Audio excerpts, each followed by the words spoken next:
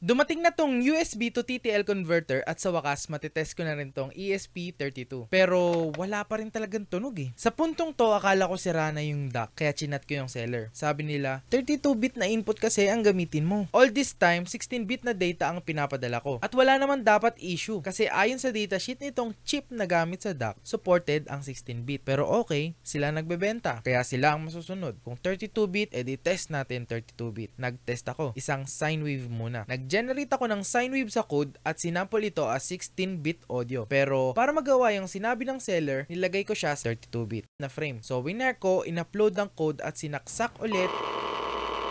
Tumunog siya. Okay, mukhang ito na nga sagot. Kailangan lang siguro 32-bit. To double check na hindi gagana yung 16-bit, binalik ko yung dating code na Bluetooth receiver na 16-bit audio ang gamit. Winner ko, in-upload ang code, sinaksak sa speaker.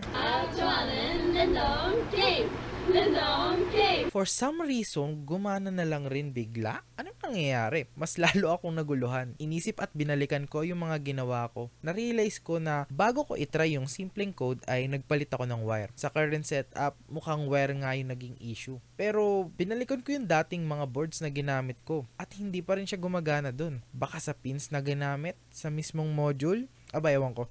Hindi ko sure ang nagaganap pero kung gusto niyo rin mag-try, ang masasabi ko lang itong board na to at DAC na to ay gumagana sa mga pins na to. Pero mahalaga sa wakas, nasa starting line na rin ako at makakausad na sa receiver. If interesado ka sa project na to, follow ka na.